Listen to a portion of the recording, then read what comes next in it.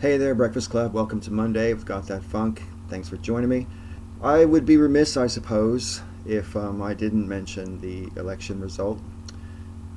However, that's not really what I want this video to be about. This video is going to be pretty short because I'm just about to leave to go to a protest in central London. But it's not an anti-Trump protest. It's protesting the Dakota Access Pipeline going across the Native American land. And so yeah, I got to be off to do that in a minute, and I want to talk more about protesting in this video, but first about Trump's election. I don't really think there's words that can adequately express how I feel about it. I almost don't even want to say it, but I fucking told you so. I said in a video back in February that if it was Trump versus Hillary, Trump would win, precisely because there's more shit you can hit Hillary with than there is with Bernie. Now, I do get kind of annoyed when people say, oh, if it was Bernie versus Trump, Bernie definitely would have won. Well, we'll never know.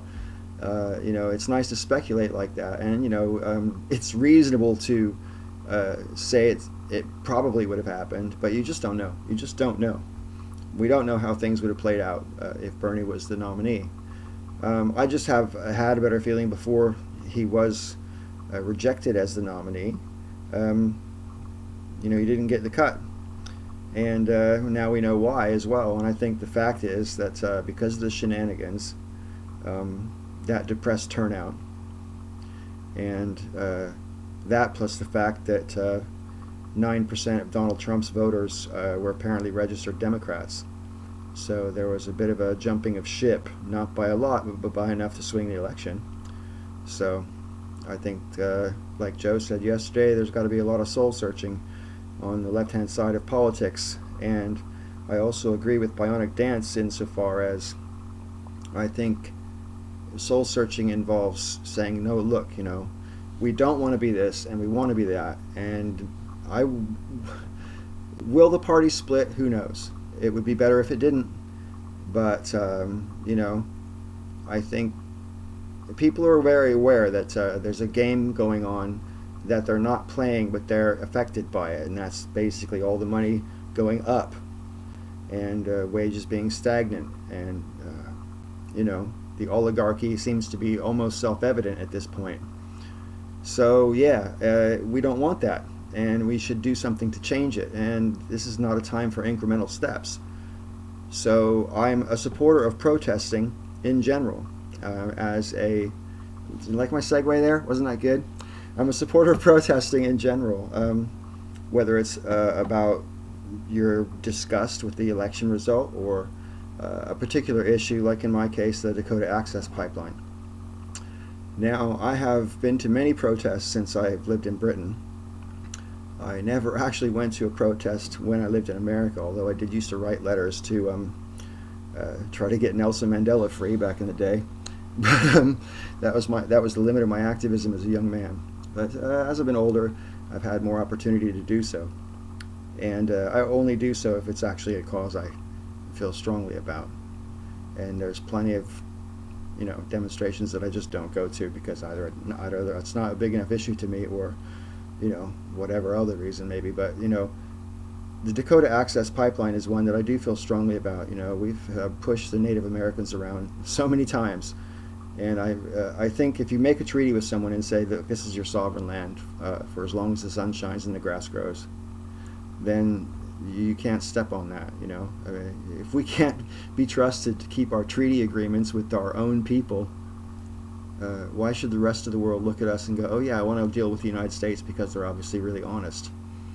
So I think it's a serious issue, and I'm also against the building of the pipeline in general personally, because like Bernie Sanders says many times about it, we should be doing what we can to move away from being so dependent on fossil fuels and try to make the most out of improving technology for renewables.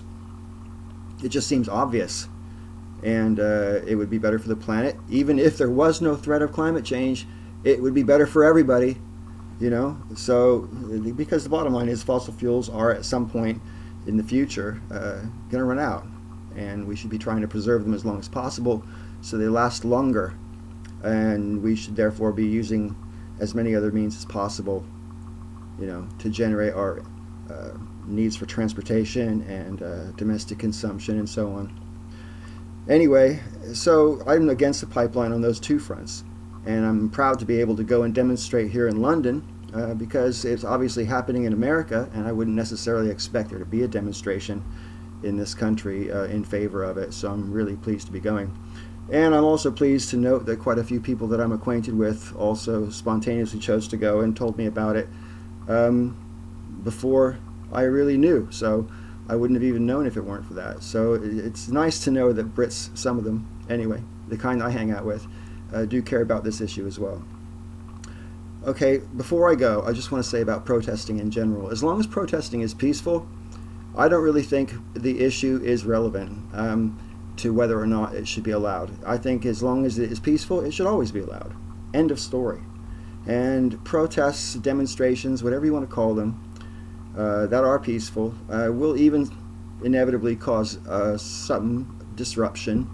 If it's a march going through the center of a city or around a particular building, or I know sometimes lately they've been blocking freeways and so on. It's the point of a demonstration to generate awareness of an issue, and as long as nobody gets hurt and nothing gets damaged, I don't think there's any reason to object to how people protest. I'm a bit reticent to the idea that people are bringing weapons to protests and stuff, because that just seems like a recipe for disaster. But again, if it's peaceful and they're there as a symbol, I don't really get it, but I think other people might think like that. So yeah. Anyway, that's my issue. I'm going to go and demonstrate for it, and like I say, I really get aggravated about how people sometimes think that protesting isn't a worthwhile way to express your democratic opinion, and I couldn't disagree more. Protesting is something you can do, if necessary, a lot more often than you can vote, and all by itself that makes it a more powerful tool in the hands of a citizen to petition their government to address their grievances. I'm pretty sure that's one of the things that we cherish about our democracy, is that you can petition against it, you can demonstrate, and as long as it's peaceful, I don't have an issue. Now, I know people, I'm acquainted with them on the internet, who say that sometimes, the violence is understandable and maybe even necessary, and I can't really go with that. Understandable, sure, things boil over, and sometimes there are people who go to demonstrations who aren't really part of the demonstration, but who go for a ruck. It's a fact. And there's also sometimes interested parties who decide to put a few agents provocateurs into a situation to see if they can start something, because an angry crowd can be mobilized with pretty much it's a spark. You know what I mean? Sometimes. So, demonstrations have to be handled with care, and that includes by the people who are demonstrating as well as the authorities. Anyway, I've already talked longer than I meant to, and I gotta get the fuck out of here. So thanks for watching this video. Let me know what you think about it down below in the comments section. Sister Danger ought to be here for tomorrow's video, and I'll see you again next week. Until then, may all your ups and downs be ups.